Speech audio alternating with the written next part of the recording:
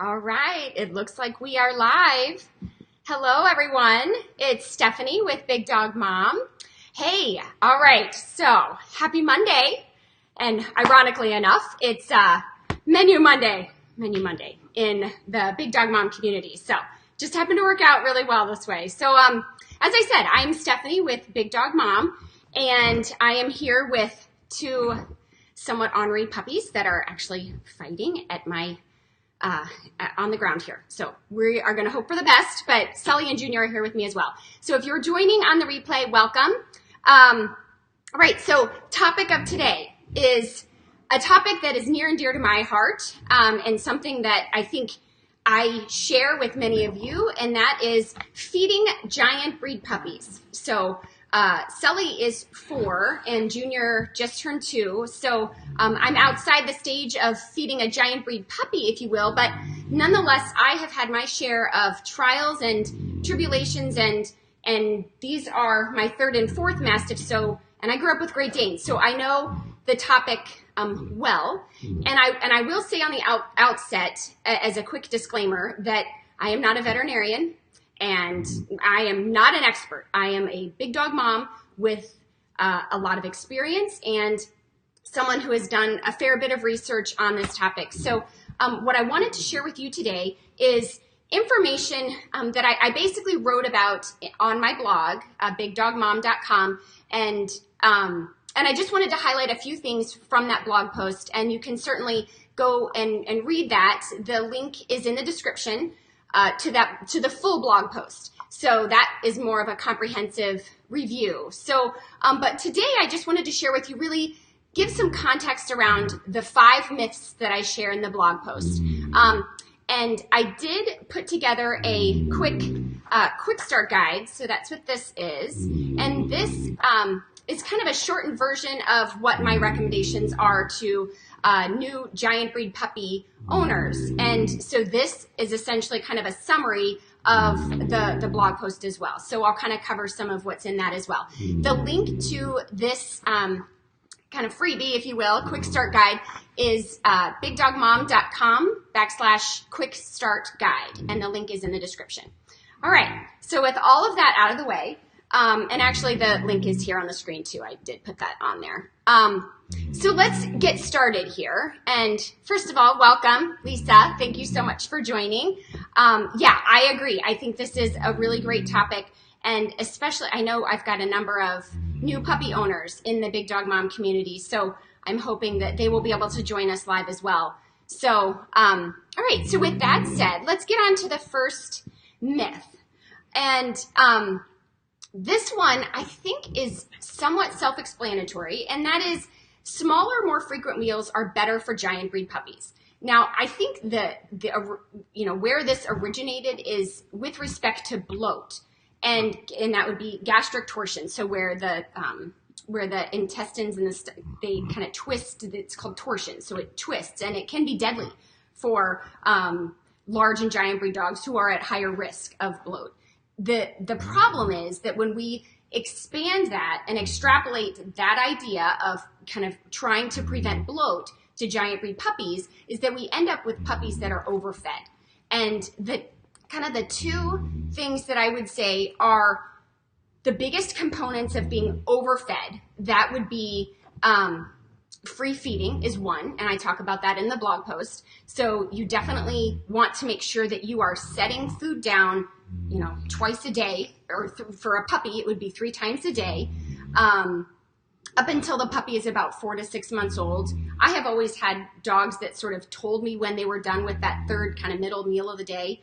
So, your puppy, I would just kind of watch that, but be cognizant of the fact that feeding too much is definitely a cause. So, excess calories would be the way I would describe that. So for a giant breed puppy, you want to make sure that it would be better to limit that than to overfeed. So free feeding is a bad no-no for giant breed puppies. The second piece of kind of that overfeeding is with respect to fat content. And because fat is actually more than double the number of calories per gram than is protein and carbohydrates, you want to make sure that you are feeding a food and being cognizant of the amount of fat that you're feeding. So when we'll talk about puppy food here in just a minute, but they do specifically formulate puppy food for large and giant breed puppies with respect to the fat content and well, we'll talk about calcium and phosphorus. So, but they do limit the fat content in puppy food for large and giant breed dogs because of what I just said, is that the idea of too many calories in the diet. And if you guys have questions, just shoot them into the comments and I will try to answer them as we go along here. Okay, so myth number 2. Giant breed puppies should never be fed puppy food. And I just alluded to this. So I will be honest, I am not 100% certain. So I do believe this is a myth based on my research, but I will say I'm still a little conflicted with respect to exactly what to do for giant breed puppies, because there's a big difference between a Labrador puppy, which would be considered a large breed. So any dog that would be in excess of 50 pounds by the time they're an adult, I would consider a large breed dog. But giant breed puppies are different. And so ideally, what we would eventually see is a formulation that is specific to dogs that are over 100 pounds by the time they are fully mature. But that's not what we have right now. So right now we have, as far as commercial, pet foods, we have formulations for large and giant breed dogs. So that being said, and I will also say the caveat that I actually feed raw, so I'm not a huge proponent of kibble diets generally, and especially if you're just feeding dry kibble. I do think there are so many better options, but if you're going to choose puppy food, I think this is a myth that you can't feed puppy food to a giant breed puppy. And the reason is they have formulated these foods to be cognizant of the two things that I kind of alluded to before, and that is the fat content. So that when you compare puppy food that's for, every other size dog, every other size puppy, and giant breed puppies, that they do have a lower fat content, lower calories per gram than a regular puppy food. So they do take that into consideration. And then the second consideration for the large and giant breed formulations of puppy food is the calcium phosphorus ratio. And that ideally, and we'll talk about that in a minute in more detail, but that ideally is around 1 to 1. So actually it's 1.2 to 1 calcium to phosphorus. And so the large and giant breed formulations of puppy food do maintain that. And so that's a big one as we think about preventing orthopedic disease in giant breed puppies, because when you have excess calcium, that is what leads to things like OCD and HOD, hypertrophic osteodystrophy. So that is pretty common in giant breed puppies, and other inflammatory things like pano would be another one. So, when we think about trying to prevent orthopedic disease in large or giant breed puppies specifically, we want to make sure we maintain the proper level of calcium and phosphorus. So, so the puppy food formulations, if you are going to feed kibble, and that is, that's the direction you want to go, definitely choose a puppy food formula that is specific to large and giant breed puppies. All right, so and if there's any questions, just let me know. All right, so number 3. So giant breed puppies need calcium supplements for their growing bones. And this one, I think, is very much is a dangerous myth, is not true, and should, as I said before, you need to make sure that you are maintaining that kind of 1-to-1 ratio, 1.2 to 1 calcium to phosphorus ratio, and where you are tweaking parts of the diet that throw that calcium phosphorus off, that's where issues arise. And so you never, unless your veterinarian recommends it for some specific reason, and again, I'm not a vet, so there may be other conditions out there where veterinarians recommend a calcium supplement. That is not something that I recommend whatsoever. I don't think that any of us are knowledgeable enough to be supplementing with calcium. And for a giant breed puppy, that can really spell issues. So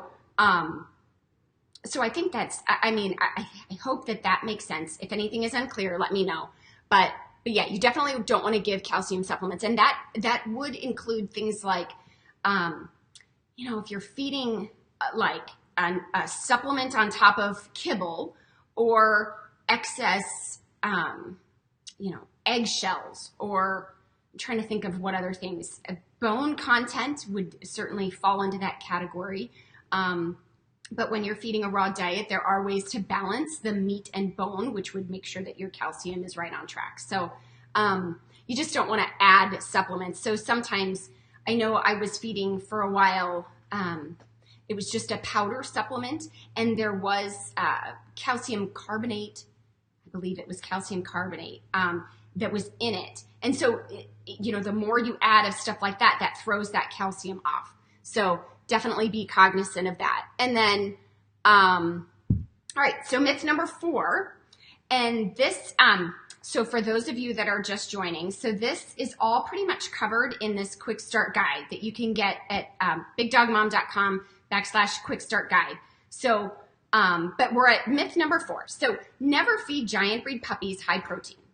And this one I kind of made a small joke about in my post, and that is that I gave a quote with basically that boiled down this myth, and that is that there is no evidence that high protein diets cause these orthopedic diseases in giant breed puppies. And I think it's probably a couple fold as far as where that myth sort of originated. I think that where puppies were overfed in studies where they've looked at giant breed puppy diets and then the incidence of orthopedic disease, I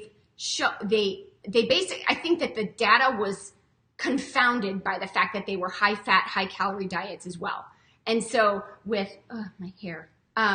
So with basically when they looked back at the data, they were able to say that it was not the protein that was the cause of the issues, that they could see that it was more the fat and the calories that were causing and the puppies being overfed. And so I think it's conclusive in my mind. I found that part of my blog post and the part of the research that I did the most interesting, because I have been one that is absolutely said to people, oh, you want to make sure that it's lower protein. And I've struggled with, even with Junior being diagnosed with wobbler syndrome, having my neurologist say something about, you need a less rich diet and lower protein and lower calcium. And that was the advice that I was given when he was diagnosed with wobbler syndrome. And so it left me kind of wondering, like, is that true? My question at the time with respect, I'm kind of going off on a little bit of a tangent, but with respect to wobbler syndrome, where, as I said last week when we were talking about wobbler syndrome, that basically people will throw out that diet can contribute to wobbler syndrome. And what they say is high calorie, so kind of rich diets, and high protein, high calcium and high protein were kind of the two things that are indicated when you kind of think about wobbler syndrome and the effect that diet might have on it. And I struggled with that because, so I fed raw. So my question was, how would I construct a raw diet to be too high in calcium and too high in protein? How do you determine what's too high? And so it's led me down this path of this blog post and doing a little more research with respect to protein specifically. And the evidence that I found is that no, protein, dogs are canines. They are carnivores. They need protein. And giant breed puppies are no different than adults with respect to their need for protein. And I go on to say in the blog post that the most important thing, hey Faye, thanks for joining. So the most important thing is quality. And I think, that's really where I've landed as far as feeding a raw diet. That's my preference. I realize that's not for everybody. But even if you're feeding kibble, there are better kibble diets than others. And I think we all pretty much know that. I don't think that that's earth-shattering or, I think it's pretty common sense. So somebody on Instagram had asked me, so what about kibbles and bits? Like, can you feed a giant breed puppy kibbles and bits? Well, so my answer is yes, you can. You can feed it. I wouldn't feed it. There are probably 100 other things that I would feed before I would feed kibbles and bits. And primarily because I just don't think it's filled with anything nutritious. I think that would basically be, and this may be a bad analogy, but that would be like me eating Kit Kats for every meal. And while, yes, it would be delicious, it would not fill me with anything nutritious whatsoever. And so that's how I would describe kibbles and bits. Or maybe Cheetos. Maybe if I just preferred Cheetos, it would be Cheetos or Kit Kats. And that would be my diet if I was going to compare that to a dog eating kibbles and bits.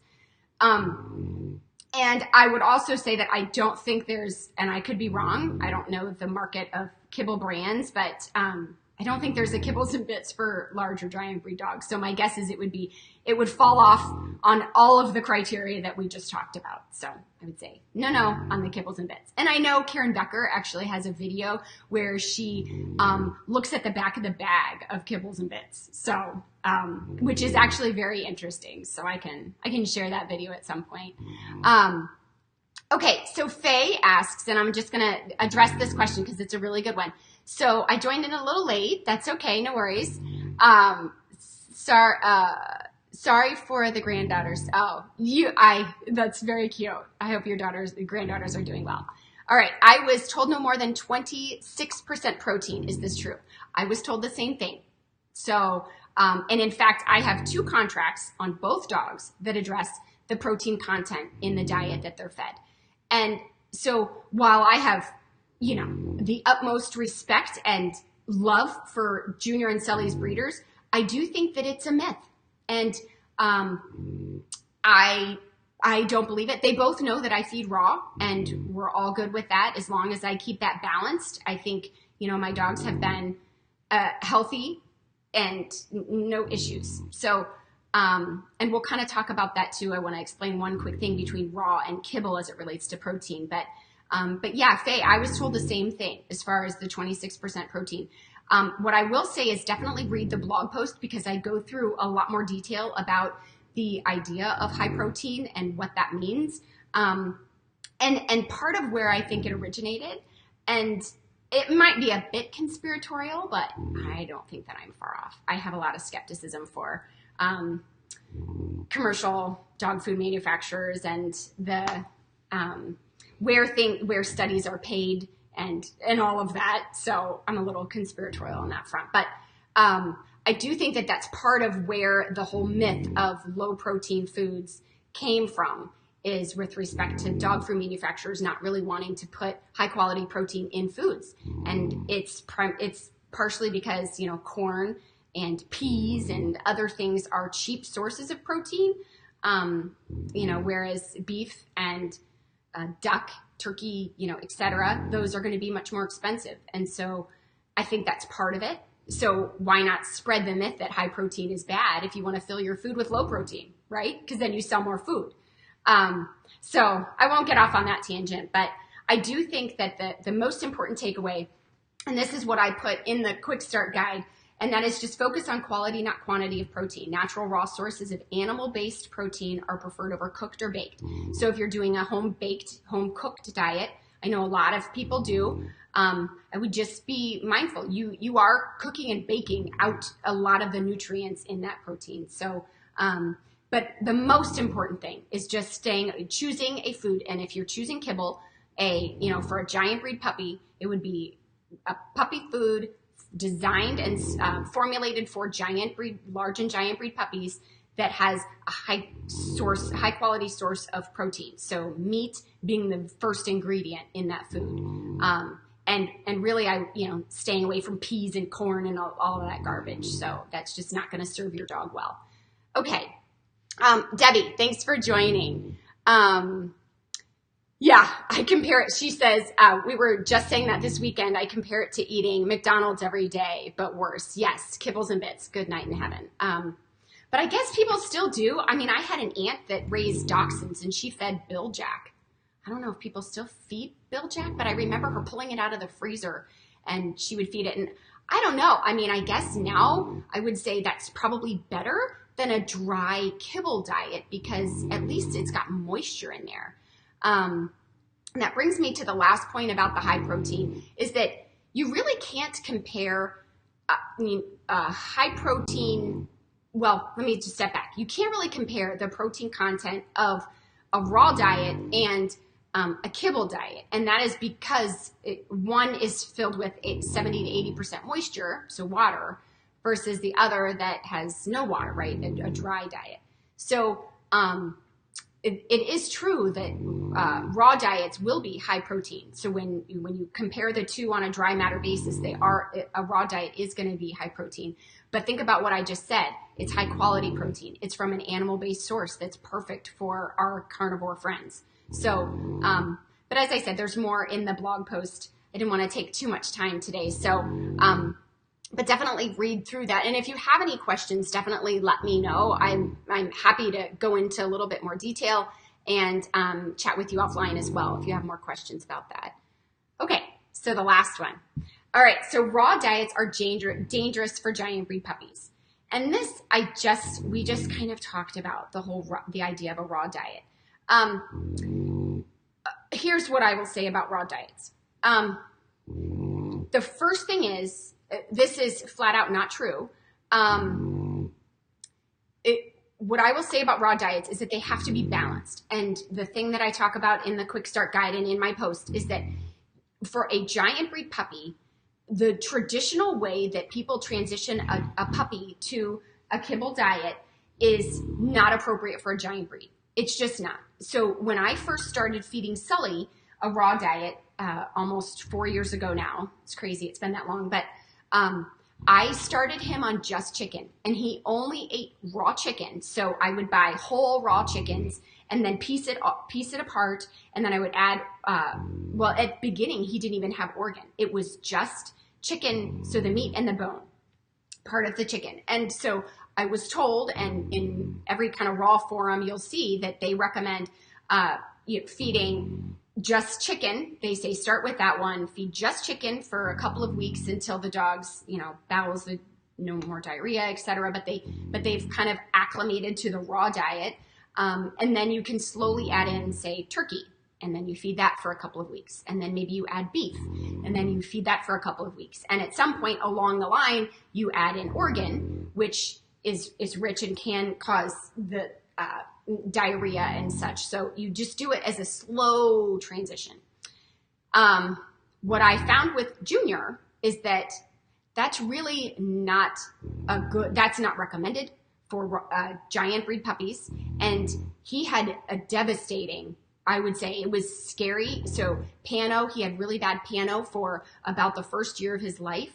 But I only fed him raw, and I started to transition him when I first got him at about 10 weeks old, a little older. And so he ate basically chicken for 2 weeks. And at the end of that time, when I started to notice, he didn't really want to stand. He wanted to sit a lot. He was limping a little bit, but really just didn't want to walk. And then it was literally like over a day or two when I noticed he didn't really want to walk, that his back legs were kind of real wrong. I don't know how to describe it, but he was kind of, and it wasn't like wobbly. It was just not good, like coordination. I could just tell there was something really wrong. Long and short of it is, of course, he went to the vet. There was no injury. Essentially, I switched him, and at that time, I switched him to kibble, which I've talked about on my blog. And it was within literally a day, within a couple of meals, he was back to playing like normal. So here's the thing with feeding, the way that people say to transition a giant breed, a puppy to a raw diet, that you really have to do it with balance from the very beginning. So he should have had 3 or 4 different protein sources, organ, everything balanced from meat, bone, and organ right from the very beginning, from day one. And that the primary reason that I think he had issues was that he was thrown off his calcium, because chicken is much higher in terms of calcium to phosphorus ratio, because it's much higher bone content as a whole. So he had too high calcium, and he didn't have any kind of variety. And not only that, but probably the worst part about it is that chicken is extremely high in omega-6 fatty acids, which tend to increase inflammation. So he was highly inflammatory. And so when I switched him to kibble, it brought everything back into balance. And so, I'm not saying that to recommend kibble, but I'm saying that balance is essential for a giant breed puppy, and that if you're considering raw, that's what you have to do. And so until you figure out how to balance it, I would not recommend a raw diet. I think you need to know what you're doing, and I'm certainly here to help. There are tons of raw feeding forums and whatnot that can help you as well. And I'm sure that over time, if you guys really want, I am happy to go through a little bit more of a, this is step-by-step how I would start and transition a giant breed puppy to a raw diet. And this is what you need to think about. And this is how I balance, etc. I put a little bit in the blog post, but that's my caution, is that balance from day one and staying away from poultry. Those are the 2 things that I learned in transitioning June. Now, Sully never had an issue. So I transitioned him just exactly the way I did with June, and got 2 drastically different responses. So that's just something to think about. All right, so Faye says, can you name some really good kibble diets for us that don't feed, for those of you that don't feed raw? I can definitely give you names of kibbles that I have fed, for sure, and I'm happy to do that. I don't know all of the different brands because I feed raw now, so I know a handful, and I can tell you what I fed. So, but these would be more for adults. I know there is a formula for giant breed puppies. So From is one that I have fed. I was only able to feed June 1 formula of that because I think most of them have chicken in them. And so I pretty much stay away from all chicken for both dogs. I think there's a duck formula of the From, and I know they do make a large and giant breed formula puppy food. So if I had a giant breed puppy and I didn't want to feed raw, I think From would be one that I would recommend. And Natural Balance was another one that I fed, because they do have the single source ingredient, or single protein, formulas. And they do have a large and giant breed puppy formula as well. Origen is really expensive, but that's one that I fed for a very long time to my first Mastiff, our Labrador of 16 years, almost 16 years. And I fed to Sully as well. So I fed Origen for a while, and that too is very high protein. And that's kind of one of the hallmarks of the Origen food, and probably why it's more expensive, quite honestly. But I don't think they have a formula for large and giant breed puppies.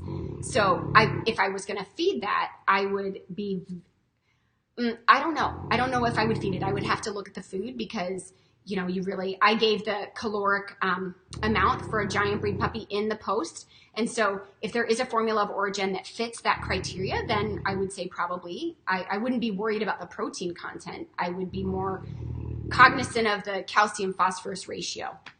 So Origen is another, let's see, what would be another one? Oh, Signature is another one that I have fed. I fed both Junior and Sully before I went back to raw, and love Signature. It's not in every store. We used to buy it at Pet Club.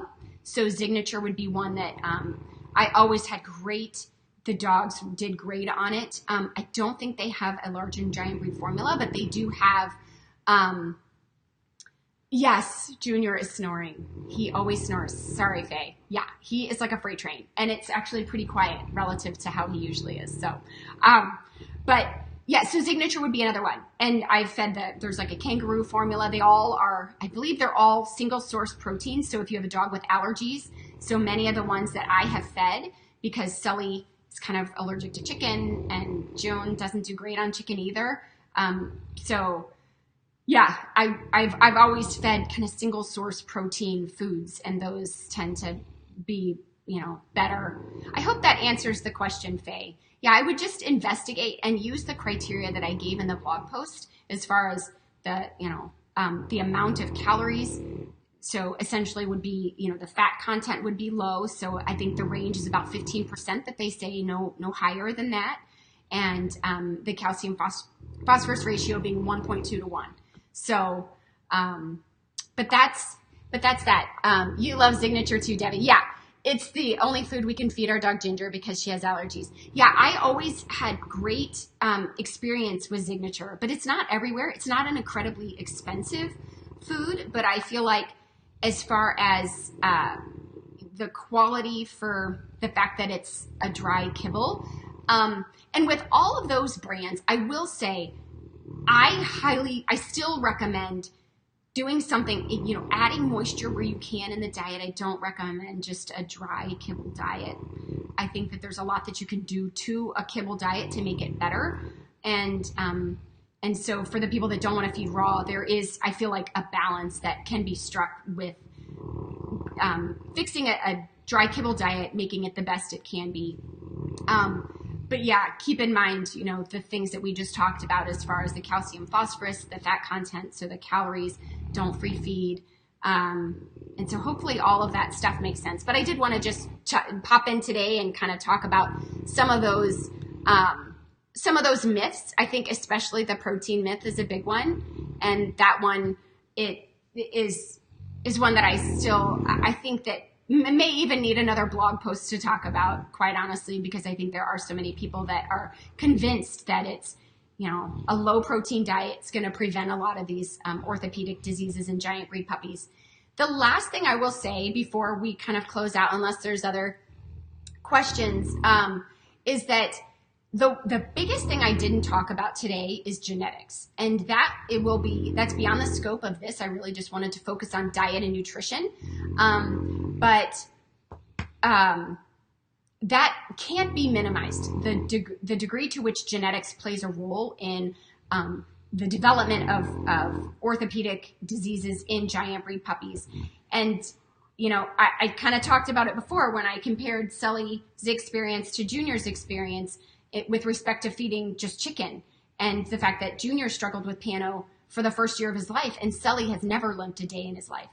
And essentially they've been pretty much overall fed the same diet. And so I think that genetics do play a role. And with giant breed puppies, I have, Junior has probably 3 times the bone that Sully does. And so that might have something to do with it as well. Again, I'm not an expert. I'm, someone that's done a fair bit of research, but I have noticed that in my own dog. So I do think that comes into play. So that'll be a future blog post to kind of talk about the role of genetics and maybe some research as far as that goes, because that is a topic that I'm very interested in. And then the degree to which, if genetics are significantly at play, how can we prevent that? And what can we do in terms of breeding practices to make sure that we are lowering the risk of the development of some of these conditions? So that's about all I have today. So if there are no other questions, I can't thank you guys enough for joining today. And for all those that catch this on the replay, welcome and thank you for watching. 2 quick things before I go so the quick start guide, again, the link is in the description, and that is at bigdogmom.com. And you can see it on the screen, quick start guide, /quick start guide. And that gives you just in a really nice 1-page PDF, the summary of kind of what my recommendations would be in terms of feeding a giant breed puppy. And so, hey, Bernadette, here, I'm going to read her comment before I close out because I want to make sure that if there's a question in here. So I'm listening to you and raw feeding. Awesome. So I'm wondering if that affected Kodiak. He is not a puppy, but I started giving him ground turkey add in 2 days before his hind legs gave out on him. You don't have to answer now, but if you can get back to me when you get a chance, that would be great. Yeah. You know what? So I don't know. I don't know if that would be the reason, and depends maybe on his age and how much you were giving, and if that was really throwing off his balance. So I wouldn't be one that could say for sure, but maybe you and I can PM back and forth and we can dive into it a little bit closer, because I do think that's interesting. But yeah, if he wasn't, when Junior was having issues, he was young. So 11 weeks old.